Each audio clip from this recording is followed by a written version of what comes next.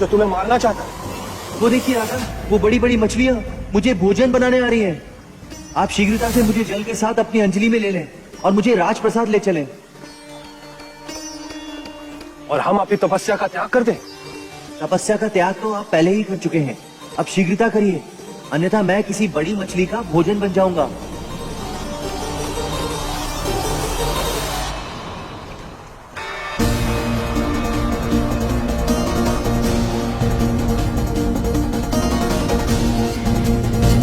किंतु परंतु सब प्रसाद चल के कर लीजिएगा। आपकी अंजलि बहुत छोटी है, मैं ठीक से तैर भी नहीं पा रहा हूँ इसमें।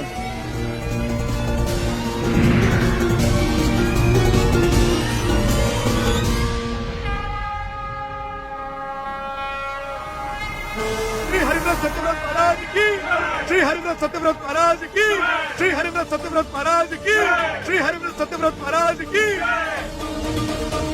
अब तुम्हें यहाँ कोई कष्ट नहीं होगा। मत्स्य, सुख से इस पात्र में रहो। अब आप भी जाकर अपने वस्त्र बदल लीजिए। अब आप तपस्वी नहीं, राजा हैं।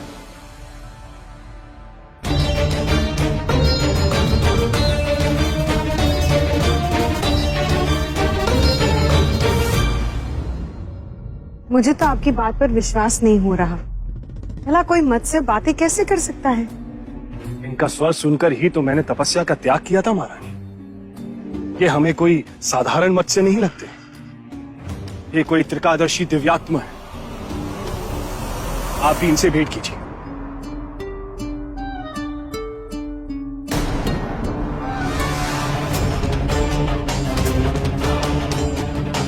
ये हम क्या देख रहे हैं महारानी? हम इन्हें अपनी अंजुलि में लेकर आए थे। ये इतने समय में इतने बड़े कैसे हो गए? इसमें आश्चर्य कैसा राजन? बढ़ना तो प्रकृति का नियम है। तुम्हारे स्वर को क्या हुआ? बदल गया। जब मैं बढ़ूंगा तो मेरा स्वर नहीं बदलेगा राजन। आप मुझे टुकुर टुकुर क्या ताक रहे हैं राजन? अब बड़ा पात्र मंगवाइए जिसमें मैं सुख से रह सकूं। सैनिकों, इनके लिए इससे भी बड़ा पात्र लेकर आओ। शीघ्र जाओ। महाराज, आप स्वस्थ तो हैं?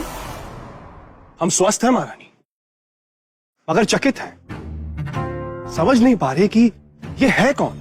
क्षमा करें महाराज, परंतु आप स्वस्थ नहीं हैं। आपको विश्राम की आवश्यकता है।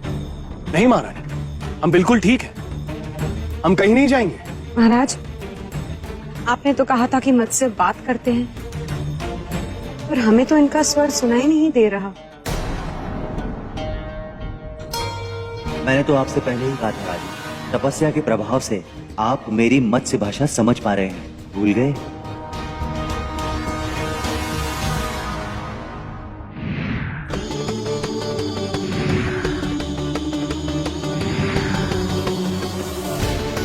चिंता का विषय है महारानी जी। महाराज अपने आप से बात कर रहे हैं। चिंता तो हमें भी हो रही है। समझ नहीं आ रहा ये कैसी माया है। अब तो तुम्हें कोई कष्ट नहीं हो रहा ना मत्स्य? अब तो तुम सरलता से तैर पा रहे हो ना? हाँ, धन्यवाद। आपका कल्याण हो राजन। तुम्हें यहाँ कोई कष्ट नहीं होगा। हमें कुछ भी करके महाराज को इस मत्स्य से दूर रखना होगा। महाराज को इस मत्स्य से दूर करना होगा, भले ही युक्ति का प्रयोग करना पड़े। महाराज, तपस्या के कारण आपने अपनी भूख प्यास में जीत पा ली है, पर हमने तो तपस्या नहीं की। हमें भूख लगती है। चलिए ना, बहुत भूख लगी है। आपने हमसे पहले क्यों नहीं कहा महारानी? चलिए भोजन ग्रहण करते हैं, उसके बाद हम मत्स्य के पास आएंगे। मत्स्य, हम शीघ्र ही वापस लौटेंगे। तब तक आप सुख से रहिए। चलिए महारानी। सेनापति अरिदमन, आज आप भी हमारे साथ भोजन ग्रहण कीजिए। अहो भाग्य, जो आज्ञा महाराज। चलिए महारानी।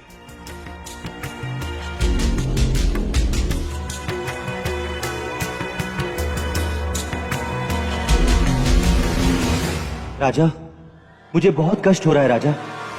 यहाँ सुख नहीं, यहाँ दुख ही दुख है। यहाँ मेरे पास आइए राजा। मुझे इससे अधिक सुख तो नदी में था। कहाँ जा रहे हैं? मत्स्य हमें पुकार रहा है महारानी। वो कष्ट में है। नहीं महाराज, आपको कोई भ्रम हुआ है। मत्स्य तो एकदम शांत है। आपको उसकी मत्स्य भाषा नहीं समझ आएगी महारानी। हमें शीघ्र ही जाना होगा। महाराज,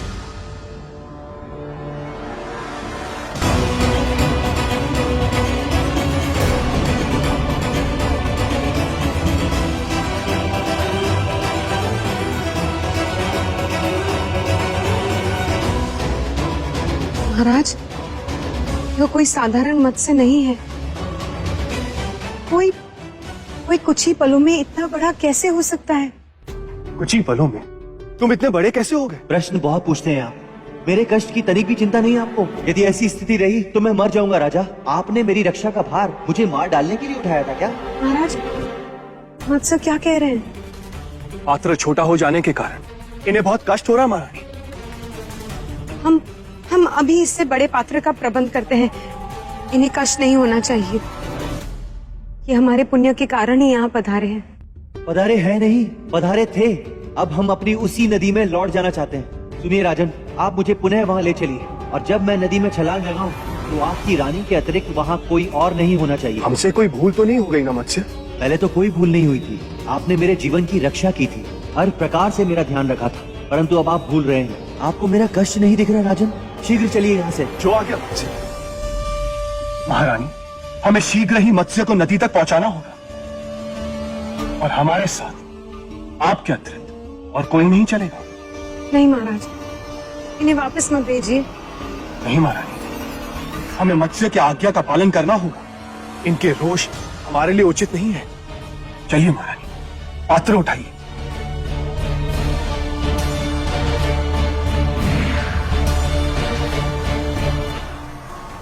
आप आदर पूर्वक मुझे अपने प्रासाद लेकर गए और अब आप विसर्जन करने आए। मैं आपसे बहुत प्रसन्न हूँ राजन। आपके मन में यदि कुछ है तो कह दीजिए, संकोच न करिए। मैं तुमसे दो प्रार्थना करना चाहता हूँ। पहली कि हमारी महारानी सौदामिनी तुम्हारी भाषा समझ पाए और दूसरी ये कि हम दोनों को इस बात का ज्ञान हो कि तुम हो कौन। बहुत प्रेम करते हैं ना आप अपनी रानी से? तथास्तु। जैसे ही आप मेरा विसर्जन करेंगे आपकी दोनों मनोकामनाएं पूर्ण होंगी। अब आप शीघ्रता से आप अपनी रानी के साथ मिलकर मेरा विसर्जन करिए रानी। परंतु नदी में बड़ी मछली तुम्हें आहार बनाने फिर आ गई तो, जिसे डरकर तुमने हमें। अब तो वो ही मुझसे डरेंगी राजन। आप मेरा आकार नहीं देख रहे? ये संसार का नियम है राजन। सच्चा बल ही विजय का कारण बनता है। शीघ्रता के साथ आप मेरा विसर्जन करिए राजन। महारानी, मत्स्य स्वयं तुम्हें भी अपने आशीष वचन सुनाएंगे और हम दोनों को अपने दर्शन भी देंगे। हमें शीघ्र ही इनका विसर्जन करना होगा। नहीं।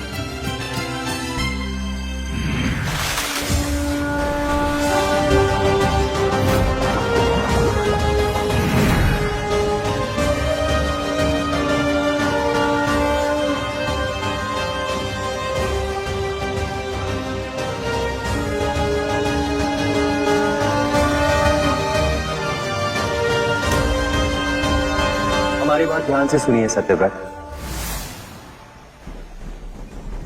आपकी कठोर तपस्या के पुण्य प्रभाव से आपको हमारे दुर्लभ दर्शन प्राप्त हुए हैं। सत्यव्रत, आपने हमारी जीव रक्षा के लिए अपनी कठोर तपस्या का त्याग किया है। इसी कारणवश अब हम आपके जीवन की रक्षा करेंगे। जीवन रक्षा? क्या महाराज के जीवन पर कोई संकट है प्रभु? केवल महाराज पर नहीं, ये संपूर्ण सृष्टि नष्ट होने वाली है। कुछ भी नहीं बचेगा सौदामिनी। अब से कुछ ही समय पश्चात महारुद्र महाप्रलय का महातांडव आरंभ करेंगे और संपूर्ण सृष्टि का सर्वनाश होगा। किंतु आपको चिंता करने की आवश्यकता नहीं है सत्यव्रत। आज से ठीक 7वें दिन मध्यरात्रि के समय आप हमारी यहीं प्रतीक्षा करना, किंतु हमसे पहले सप्त ऋषियों की दिव्य नौका यहां पर आएगी। उत्तर दिशा से वासुकी नाग को आता देखेंगे आप, किंतु आप भयभीत मत होना। आप उनकी पूंछ से दिव्य नौका को बांध देना और हम वासुकी नाग के फनों को अपनी सींगों से बांधकर आपको इस सृष्टि से नव सृष्टि के द्वार पर ले जाएंगे। देव कृपा से हम नव सृष्टि में भी जीवित रहेंगे महाराज। नहीं सौदामिनी, आप नहीं, केवल सत्यव्रत। ये अन्याय क्यों प्रभु?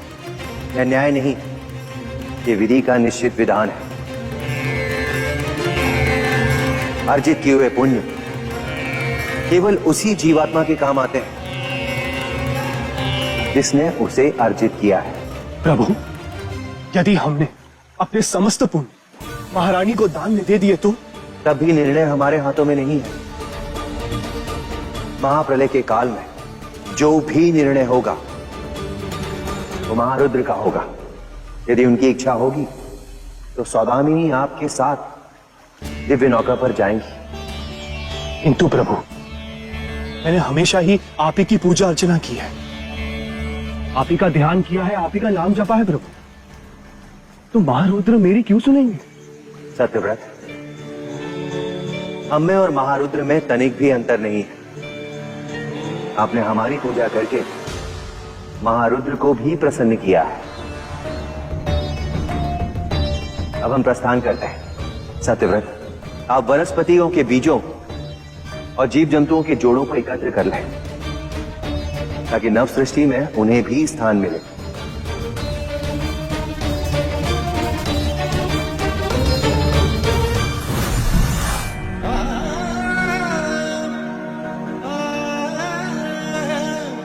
आप चिंतित ना हो महाराज, आपके पुण्य से मुझे श्री हरि के पावन दर्शन मिले हैं। यही मेरे जीवन की सबसे बड़ी उपलब्धि है।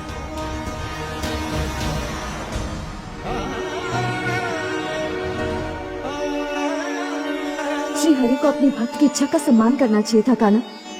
वे सौदामिनी को भी इस नौका में स्थान दे सकते थे। राधे, सारी कथा सुनने के बाद तुम्हें सब समझ में आ जाएगा कि सौदामिनी के साथ क्या हुआ। तो सुनाओ कान्हा, कथा में आगे क्या हुआ कान्हा? क्या मत्स्य भगवान हयग्रीव के बंधन से पवित्र वेदों को मुक्त करवा पाए? क्या महारुद्र ने सौदामिनी को नौका में स्थान दिया? क्या सत्यव्रत जीवों के समस्त प्रजातियों और वनस्पतियों के बीज एकत्र कर पाया? कैसा था महाप्रलय कान्हा?